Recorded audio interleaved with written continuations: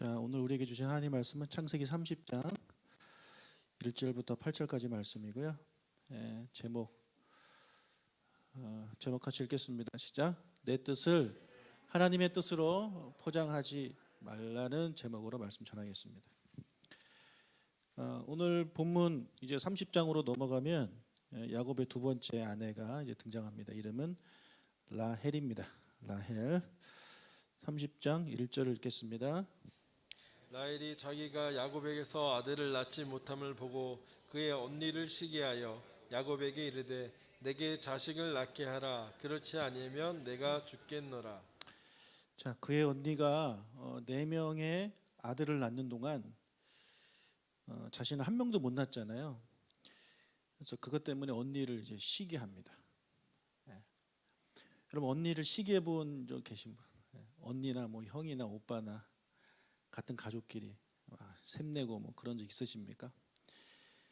얼마나 시기가 났는지 뭐라 그럽니까? 나도 자식을 좀 낳게 해라, 이 남편아. 그렇지 않으면 나 죽을 거다, 이렇게 이야기를 하죠. 시기가 이렇게 무섭습니다. 이 시기가 자라면요 죽고 싶어집니다. 그 못 가지면 너무너무 죽고 싶은 거죠.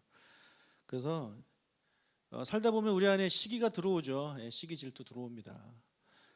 그때 여러분 초기에 이 시기는 빨리 제거하는 것이 좋습니다. 그렇게 되시길 축복합니다. 여러분, 시기는 왜 생길까요? 시기는 왜 저 사람이 막 이렇게 시기 질투가 막 생길까요? 저 사람한테 나한테 없는 것을 저 사람은 가졌을 때 시기 질투가 생기는 겁니다. 사돈이 땅을 사면 배가 아프잖아요. 나도 없는 땅을 사돈이 생긴 거야. 얼마나 배가 아픕니까? 이래서 시기가 생기는 거거든요. 나는 없는데 저 사람은 누리고 있으니까 시기 질투가 나는 겁니다. 여러분, 그래서 보통 시기는 내가 없는 것을 남이 가졌을 때 이제 시기가 생기는데, 여러분 지금 라헬은 자기가 없는 자식을 언니가 넷이나 가졌기 때문에 이제 시기 질투가 생긴 거잖아요. 그런데 여러분, 라헬에게는 언니 레아가 갖지 못한 것을 그녀는 이미 가지고 있는 것이 있습니다. 그녀는 무엇을 가지고 있습니까? 남편의 사랑을 가지고 있습니다. 또 미모도 가지고 있죠. 여러분, 미모가 있으면 어릴 때부터 남자들이 얼마나 막 따라다니고 뭐 초콜릿 주고 꽃다발 주고, 여러분 다 경험하신 거 아닙니까? 근데 이 미모가 안 되시는 분들은 그거 못 받잖아요. 그러니까 평생 이쁜 사람들은 정말 평생 그런 걸 이제 받게 되는데, 지금 라헬은요 언니가 갖지 못한 외모도 가졌고 남편의 사랑도 받고 있어요. 그래서 언니보다 가진 게 제가 보기에 훨씬 더 많습니다. 지금 레아는 동생이 받고 있는 그런 남편의 사랑을 너무너무 받고 싶어하는 사람 아닙니까? 그래서 레아 입장에서는 라헬이 너무 부러운 거예요. 너무 부러워요. 제가 어릴 때 저희 형을 엄청 부러워했습니다. 저희 형은 잘생겼고요, 말도 잘하고, 그다음에 글씨도 엄청 잘 쓰고 6학년 내내 반장을 했던 사람입니다. 근데 저는 그렇지 못한 사람이었거든요. 그래서 맨날 집에서 혼나고 형하고 비교되고 그랬던 사람이에요. 우리 어머니가 저를 이렇게 바보 멍청이라는 뜻으로 뭐 그렇게 우리 집안에 그런 호칭이, 저만의 호칭이 있었어요. 버커리야, 이렇게. 그러니까 저는 형이 너무너무 부러웠다는 거죠. 근데 형은 또 제가 부러운가 봐요. 딱 하나, 제 키 큰 것만 하나님은 저한테 키만 주시고 다 안 주셨어요. 근데 형한테는 키 빼고는 다 주셨더라고요. 뭐 이렇게 부러워할 수 있죠. 부러워할 수 있죠. 그런데 여러분, 남을 시기 질투하다 보면 내가 가진 것을 못 보게 됩니다. 내가 가진 것을 못 보게 되는 거예요. 내가 가진 것을 못 보고 내가 없는 것만 보게 되는 겁니다. 그러니 내가 가진 것을 못 보니 뭐가 사라지겠습니까? 감사가 사라지는 겁니다. 감사가. 대신에 뭐가 생기는 거예요? 불평, 원망, 이런 게 생기는 거죠. 왜 하나님은 나한테 안 주셨는가? 그러면서 하나님이 주신 것에 대한 감사 이런 것은 다 사라지고 안 주신 것만 보게 되고 그것 때문에 시기하고 질투하게 되는 거고 그리고 내 안에서 행복이 다 사라져 버리게 되는 거죠. 그러니까 남을 시기하지 않았을 때는 행복했던 사람이 남을 시기하면서 이제 불행해지게 되는 것입니다. 여러분 30장 2절 읽어보겠습니다. 야곱이 라헬에게 성을 내어 이르되 그대를 임신하지 못하게 하시는 이는 하나님이시니 내가 하나님을 대신하겠느냐. 예, 여러분 지금 야곱이 라헬한테 성을 내고 있습니다. 그렇게 사랑했던 아내, 이 아내를 얻기 위해서 14년 동안 수고를 했던 첫눈에 반했던 그 아내에게 지금 화를 내고 있습니다. 얼마나 라헬이 야곱한테 불평하고 바가지 긁고 얼마나 그런 소리를 얼마나 했으면 그렇게 사랑했던 아내한테 화를 내고 있겠습니까? 그래서 우리가 이 야곱의 반응만 봐도 라헬이 남편의 사랑도 받고 외모도 뭐 누리고 그런 사람이었음에도 불구하고 기뻐하지 못하고 즐거워하지 못하고 누리지 못하고 그냥 없는 것만 바라보면서 화를 내고 승질을 내고 스트레스 막 받으면서 살았다는 것을 우리가 알 수 있죠. 여러분 생각을 해보세요. 라헬이 계속 남편한테 나도 아이를 갖게 해달라. 우리 누나는 왜 이렇게 자꾸 애가 생기고 나는 안 생기냐. 계속 바가지를 긁은 거 아닙니까? 자 그러면 여러분 남편 입장에서 어떻게 되겠습니까? 라헬이 점점 사랑스럽지 않게 되는 거죠. 그러니까 화도 내는 거 아닙니까? 그럼 어떻게 되는 거예요? 이 라헬은요, 이 시기 질투 때문에 자기가 누리고 있던 것까지 뺏기고 있는 겁니다, 지금. 예. 그러니까 시기 질투가 이렇게 무서워요. 감사하지 못하게 만들고 지금 내가 누리는 것조차도 빼앗기게 되는 것이 바로 시기 질투의 파괴력입니다. 김우성 집사님, 저의 외모를 시기하지 마십시오.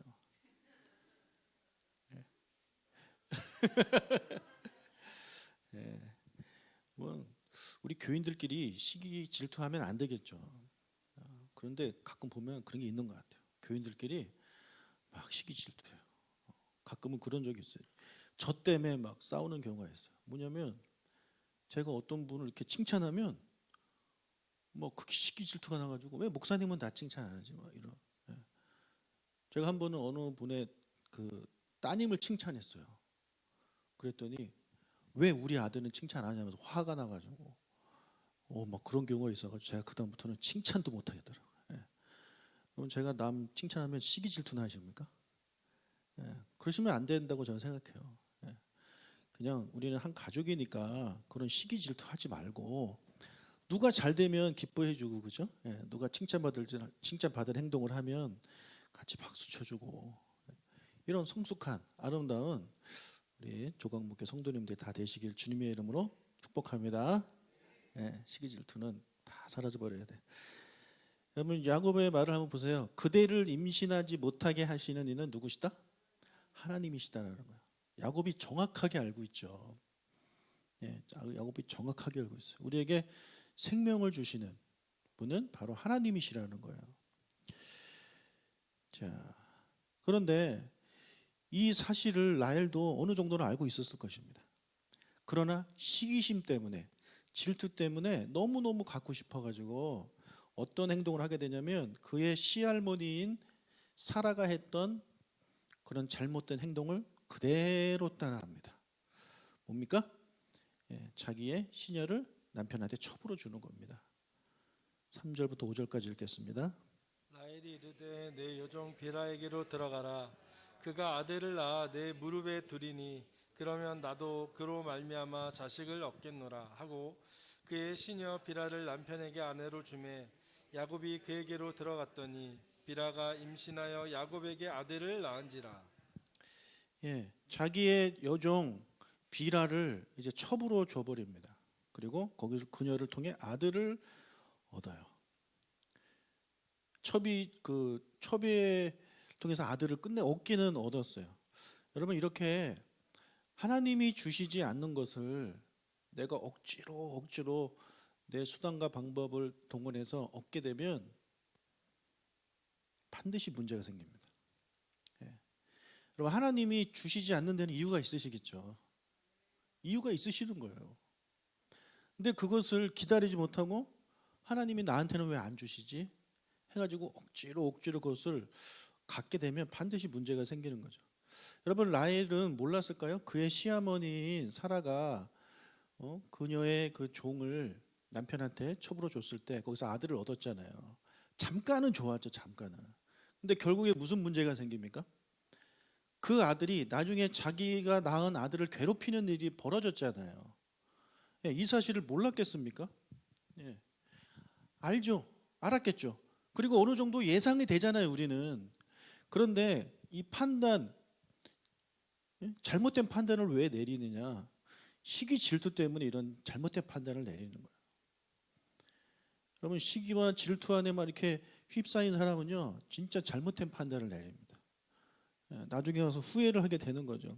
라헬도 지금 당장은 좋죠. 그런데 이 비라의 아들이 나중에 자신의 아들에게 어떻게 하는지 이분은 지금 모르고 있는 거예요. 어떻게 합니까?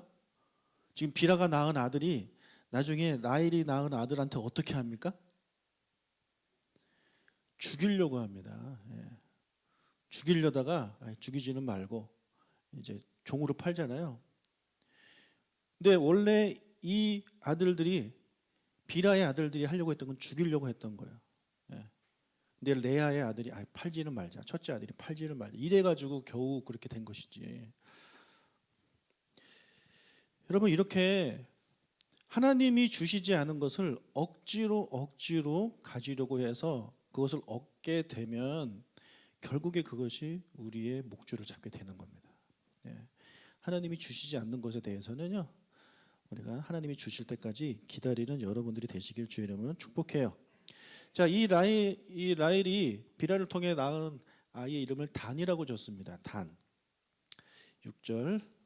라헬이 이르되 하나님이 내 억울함을 푸시려고 내 호소를 들으사 내게 아들을 주셨다 하고 이로 말미암아 그의 이름을 단이라 하였으며. 제가 청년 때인가 어디 저 인천 계양산 쪽에 기도원을 갔는데 거기 뭐 부흥 강사 목사님이 이상한 소리를 하더라고요. 이 단이 우리 단군의 조상이라는 거예요. 나 참 진짜. 혹시 그런 얘기 들어보셨습니까? 예. 지금 처음 들으셨죠? 한기를 흘리세요. 말도 안 되는 소리를 하고 있는데 여기서 이 단의 문자적인 뜻은 뭐냐면 억울함을 푸셨다라는 겁니다. 억울함을 푸셨다. 그래서 라헬은 하나님께서 자신의 이런 호소를 듣고 아들을 주셔서 나의 억울함을 풀어주셨다. 이렇게 그런 의미로 이름을 단이라고 줬어요. 여러분, 이 라헬의 말은 첫째 아들, 둘째 아들을 낳고 레아가 했던 말과 비슷합니다. 비슷해요. 그래서 언뜻 보면 믿음의 말로 보여요. 하나님이 나의 억울함을 푸시려고 내 기도를 들으셨다. 그리고 내게 아들을 주셨다. 할렐루야. 되게 좀 믿음 있어 보이잖아요. 하지만 그렇지 않아요. 일단 두 사람의 그런 고백부터 약간 비교를 해드리면, 자, 레아는 여호와라고 항상 표현합니다. 여호와가 나의 괴로움을 돌아보셨다. 근데 라헬은 하나님이 내 억울함을 푸셨다. 이런 표현을 쓰고 있습니다. 자, 여러분, 여호와는 하나님의 이름이죠. 하나님의 이름입니다. 그러면 하나님은 뭡니까? 하나님의 이름일까요? 어떤 분들은 하나님이 그 하나가 하나님의 이름이고 뒤에 님자 붙였다고 생각하시는 분도 계셔요. 예수님처럼 이름이 예수고 님처럼 이름이 하나고 뒤에 님자 붙였다 이렇게 생각하고 계신데 그거 아닌 거 아시죠? 이 하나님이라는 말 자체가 뭐냐면 신이란 뜻입니다. 신. 그래서 지금 라헬이 하나님이 내 억울함을 푸셨다라고 표현했을 때 우리가 평소에 쓰는 그런 하나님이 아닐 수도 있다라는 거죠. 그냥 그녀가 섬기는 신이 푸셨다. 나중에 그녀가 그런 우상을 섬기는 모습을 보여주고 있지 않습니까? 그래서 레아는요 정확히 하나님의 이름을 부르면서 여호와 하나님이 자기의 기도를 들으셨다라고 표현을 하는 반면에 라헬은 그냥 신이 내 억울함을 푸셨다 이런 정도만 표현을 하고 있어요. 그래서 이 창세기 저자가 두 여자의 신앙 고백을 저 단어를 통해서 우리에게 보여주고 있는 것, 비교를 해주고 있는 것입니다. 우리가 쓰는 하나님은 여러분은 단순히 신이 아니라 여호와 하나님이라고 알고 계시죠. 하지만 라헬은 그러지 않을 수도 있었다라는 것을 우리에게 보여주고 있는 거예요.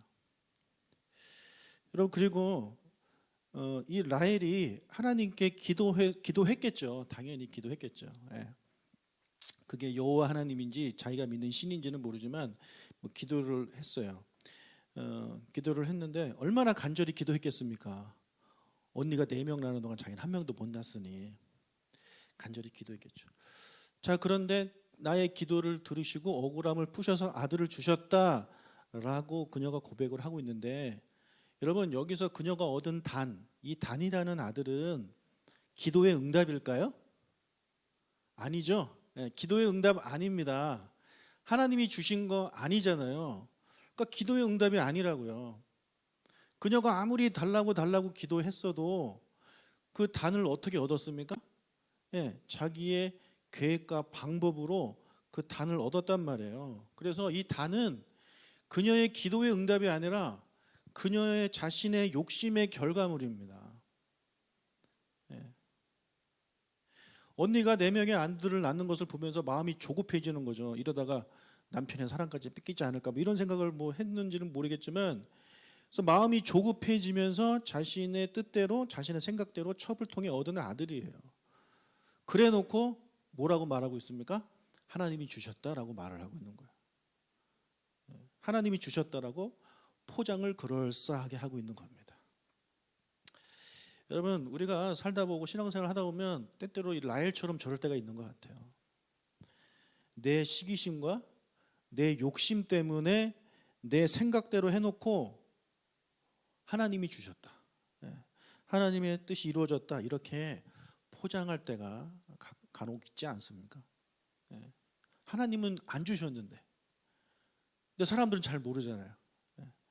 그러니까 사람들 앞에서 하나님의 은혜입니다, 하나님이 주셨습니다, 이렇게 그럴듯하게 포장은 하고 있지만, 진짜 그 안을 깊숙이 들여다보면 하나님이 주신 것이 아니라 내 욕심일 때가 있다라는 거예요. 내 생각대로, 내 계획대로. 여러분, 사람들은 속을지 모르겠지만 하나님은 속지 않으시죠. 하나님 속지 않으세요. 정말 우리는 하나님이 주신 것만 하나님이 주셨다라고 고백하는 우리가 됐으면 좋겠고, 하나님이 주시지 않는 것에 대해서 억지로 내 생각과 방법대로 그렇게 하지 않기를 주님의 이름으로 축복합니다. 포장하지 맙시다 우리. 자, 그런데 여러분, 왜 라헬은 단을 하나님이 주셨다고 말하고 있고, 왜 단을 하나님이 주셨다고 그녀는 믿고 있을까요? 누가 봐도 아닌데. 누가 봐도 아닌데.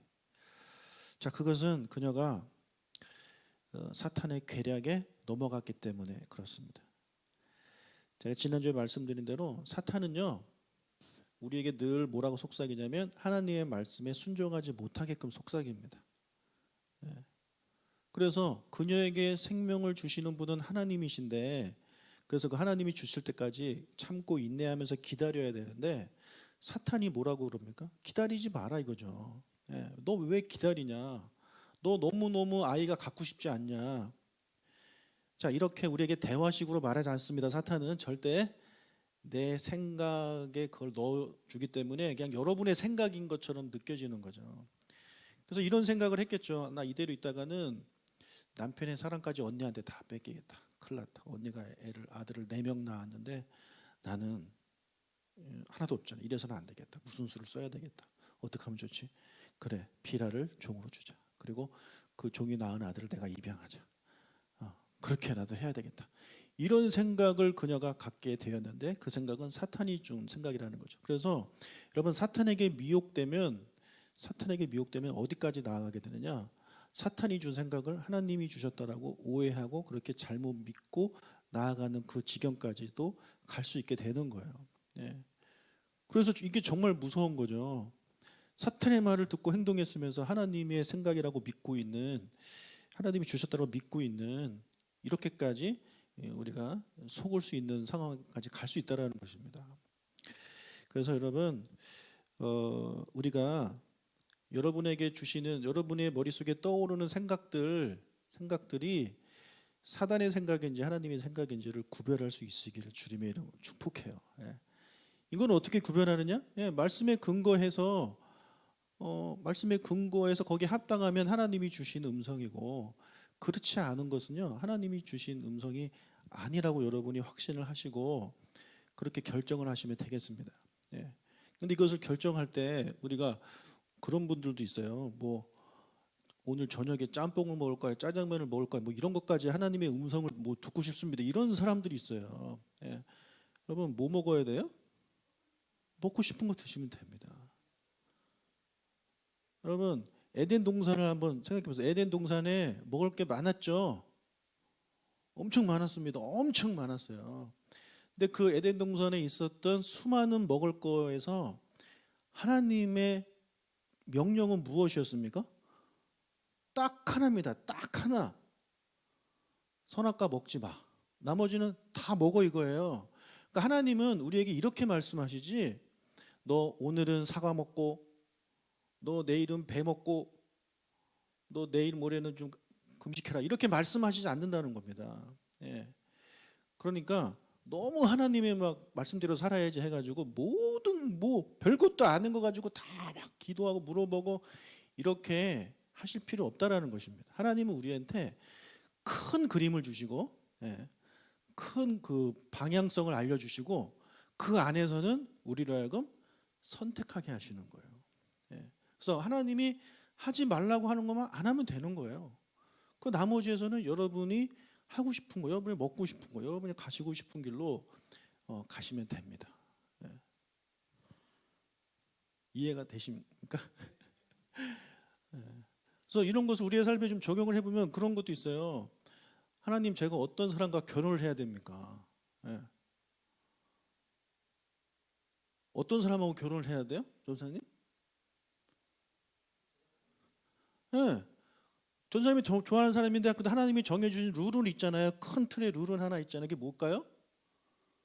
믿는 사람 안에서 우리가 결정하되, 키가 크든 작든 뭐 날씬하든 뭐 좀 살이 있든 뭐 코가 없든 눈이 있든 뭐 이런 건 여러분이 그냥 보기 좋은 사람 하면 되는 겁니다. 예. 하나님, 이 사람이 내 사람이다 막 보여주십시오, 막 그런 거 기도를 막 하라고 가르치기도 하고 뭐 그러기도 하는데, 저는 제가 보는 성경은 그거 아니에요. 네. 하나님 우리한테 큰 그 디렉션 하나는 딱 주시고 나머지는 우리한테 선택하게 해주십니다. 예. 그 안에서 여러분이 선택하시면 되는 거예요. 그런데 사탄이 자꾸, 야, 사탄이라고 생각하지 맙시다. 여러분 마음속에서 이런 생각이 떠올라요. 아, 좀 교회 안 다니면 어때? 어? 돈 많고 잘생기고 뭐 이쁘고 뭐 그럼 되지, 막 이런 생각이 막 떠올라요. 이거 누가 주는 생각이었습니까? 이건 하나님의 말씀과 어긋나기 때문에 이건 당연히 사탄이 주는 생각이죠. 예. 그럼 그런 생각이 들면, 아, 이건 사탄이 주는 생각이구나. 내려놓으면 되는 거예요. 예. 무슨 말씀인지 이해가 되시죠? 예.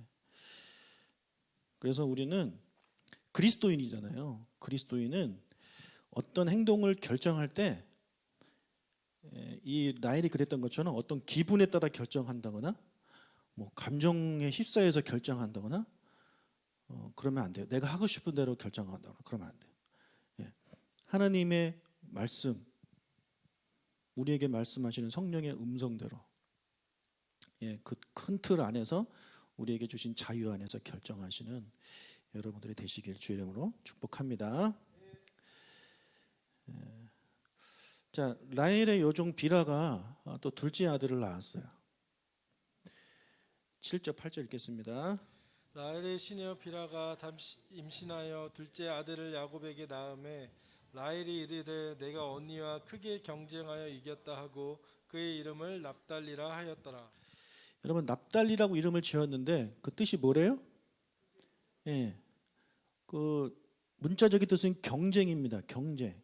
그래서 납달리라고, 경쟁이라는 납달리 이름을 지으면서 내가 언니와 크게 경쟁하여 이겼다. 이런 의미로 이제 이름을 줬어요. 지금 라헬은 언니를 뭐로 보고 있는 겁니까? 경쟁 상대, 라이벌로 보고 있는 거예요. 여러분, 지금 언니는 남편한테 사랑받지 못하고 있는, 미움받고 있는 불쌍한 사람 아닙니까? 예. 불쌍한 언니로 봐야 되는데 나의 경쟁 상태로 보는 거예요. 내가 이겨야 되는 대상으로 보는 거예요. 그리고 자신이 이겼대요.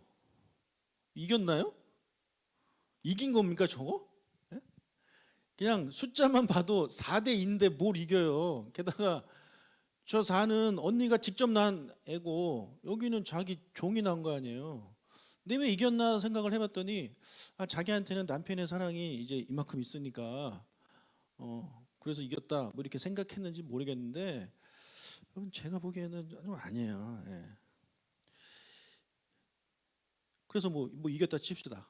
그래서 되게 좋아하네요. 언니한테 이겨놓고. 여러분, 레아랑 라헬은 가족이잖아요. 가족 간에 이기고 지구가 있습니까? 우리 집은요. 우리 집은 4남매가 다 28살에 결혼했어요. 예. 그래서 비겼어요. 그리고 저희 형이 애 셋 낳고 짜고 누나가 셋 낳고 저 셋 낳고 셋은 다 비겼고 큰 누나만 둘 낳았어요. 우리가 이긴 겁니까? 예. 막 좋아해야 되나요? 이런 거? 여러분, 가족끼리는 경쟁하는 거 아니죠.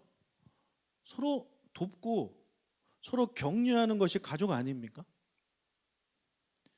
여러분, 가인이 혼자서 아벨하고 경쟁하죠. 동생은 아무 생각이 없는데 형 혼자 동생하고 지금 경쟁하는 거예요. 아니, 쟤는 하나님한테 하나님이 제 제사를 받으셨네. 나는 안 받으셨네. 1대 0 뭐 이러면서 지금 혼자 막 신경 쓰고 있는 거예요. 그래서 동생을 죽이지 않습니까? 그 경쟁 심리 때문에. 죽일 게 아니라 동생한테 물어봤어야죠. 동생아, 하나님이 너의 제사는 받으시고 내 제사는 안 받으셨는데 동생이 보기에는 왜 그러신 것 같아? 나도 동생처럼 하나님이 받으시는 예배를 드리고 싶어. 이렇게 해가지고 동생 찾아가가지고 얘기하면서 서로 하나님이 기뻐하시는 그런 삶을 살아가면 안 됐을까요? 왜 이거를 경쟁 상대로 봐가지고 동생을 죽이냐고요. 여러분, 성도인 우리도 가족 아닙니까? 정말 우리 가족인가요? 네. 여기만 가족이고 다 아닙니까? 자, 왜 우리가 가족이라 제가 말씀드렸어요? 하나님이 한 분이시잖아요. 아버지가 한 분이시잖아요. 아버지가 같아요, 우리는. 그리고 우리의 큰형, 큰오빠도 예수님으로 같아요. 그래서 우리는 한 가족이에요. 한 가족. 그러면 여러분, 우리 성도는요, 서로 경쟁하면 됩니까? 안 됩니까? 1년에 딱 한 번 경쟁할 때 있죠. 운동회 할 때는 뭐 경쟁해도 돼요. 근데 그 외에는 경쟁하면 안 돼요. 그래서 저는 교회에서 뭐 1교구, 2교구 막 그런 경쟁시키는 거 있죠. 뭐 몇 명 데리고 오고 막 이런 거 경쟁해가지고 막 그런 거 저는 되게 싫어합니다. 예, 우리는 경쟁 같은 거 안 합니다, 여러분. 예, 걱정 안 하셔도 돼요. 우리는 가족이기 때문에 경쟁할 것이 아니라 서로 도와주고 서로 축하해주고 서로 격려해주는 그런 모습이 우리 안에 있어야 되는 겁니다. 예. 여러분, 생각해 보세요. 우리 정 전도사님하고 이필 전도사가 맨날 경쟁해가지고 그러면 교회가 어떻게 되겠습니까? 보기가 아름답겠습니까? 예. 절대 그러면 안 돼요. 근데 제가 보면 뭐 우리 교회 얘기는 아니에요. 우리 교회 얘기는 아니에요. 다른 교회 얘기입니다. 저기 다른 교회 얘기인데 교회 안에 막 경쟁 이런 게 있어요. 특히 어떤 같은 사역 같은 거 할 때 좀 경쟁 심리가 있나 봐요. 예. 여러분, 저는 제가 지금 찬양 인도를 주일날 하고 있는데 저는 우리 전도사님이라든지 뭐 청년들이라든지 이런 분들 또는 다른 또 새롭게 오신 전도사님이라든지 이런 분들이 찬양 인도 잘하시면 저는 그분들 어서 오시라고, 예. 기다렸노라고, 예. 당신은 흥하고 나는 쇠해하리라 이러면서 저는 얼마든지 양보를 합니다. 예. 그런데 이거를 잘 못하시는 분들이 계세요.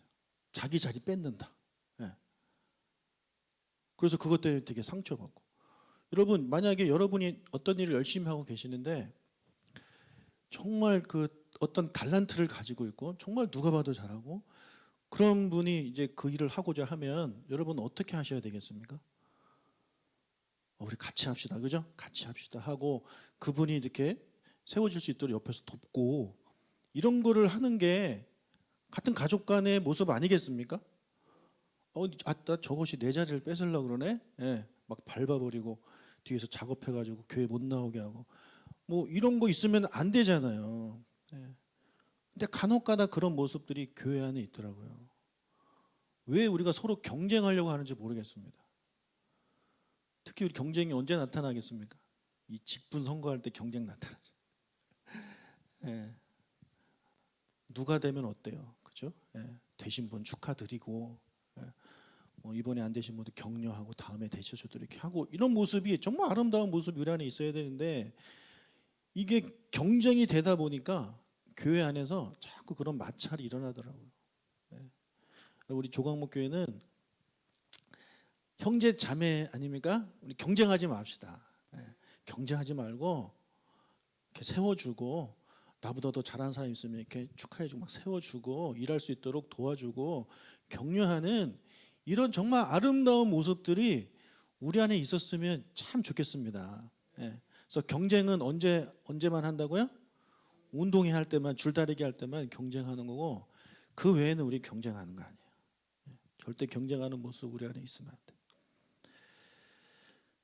자, 여러분 라헬에게는요 지금 언니를 궁휼히 여기는 마음이 조금도 없어 보입니다. 조금도 없어 보여. 내가 언니를 이겨야지. 뭐 이 생각밖에 없는 거예요. 여러분 여동생 입장에서 이 라헬을 한번 보세요. 남편한테 사랑받고 싶어서 아들을 낳을 때마다 이름을 짓는데 매번 이번에는 남편이 나를 사랑해 주겠지라는 이름으로 이름을 계속 짓고 있잖아요. 그런 거를 보면 불쌍하다.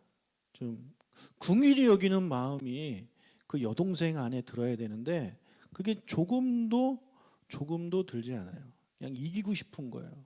이런 마음이 왜 드느냐? 이런 마음이 왜 드느냐? 시기 질투 때문에 그런 겁니다. 이 시기심이 눈을 가려버리기 때문에 그렇게 되는 거예요.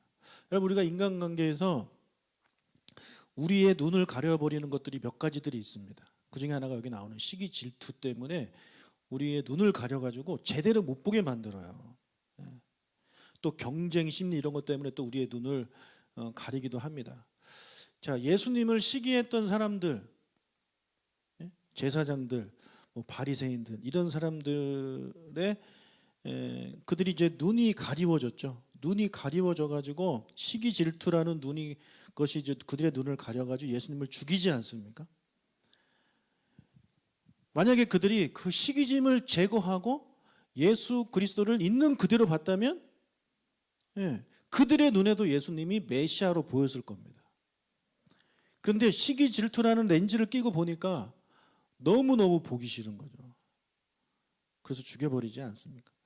그리고 또 예수님의 그런 가르침을 들을 때 이 사람들이 이 귀를 뭘로 막고 있냐면 전통이라는 것으로 딱 막고 있어요. 그래서 이 전통으로 귀를 막고 예수님의 가르침을 들으니까 너무 듣기 싫은 거죠. 이단처럼 들리는 거죠.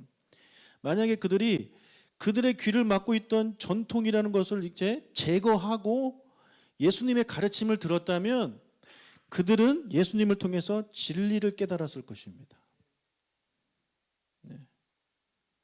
그런데 그렇지 않았기 때문에 예수님은 이단이라고 하면서 죽이지 않았습니까? 자, 이렇게 우리가 사람을 바라보고 뭐 어떤 현상을 바라볼 때 시기나 편견이나 뭐 잘못된 정보, 나의 그런 삐딱한 마음을 가지고 그것을 낀 채로 그것을 내 귀에 쓴 채로 보거나 듣게 되면 잘못 보고요, 잘못 들어요. 그래서 잘못된 선택, 잘못된 판단을 하게 되는 거죠. 그것을 다 제거하시기를 주의 이름으로 축복합니다. 다 제거하셔가지고 있는 그대로 바라보게 바라보는 여러분들이 되셨으면 좋겠고, 그런 거 다 제거해서 우리 인간관계 속에서 서로 오해하지 아니하고 서로 바라보며 축복해주고 서로 사랑하는 그런 아름다운 우리 조각목교회 공동체가 될 수 있기를 주님의 이름으로 축복합니다. 아멘. 네.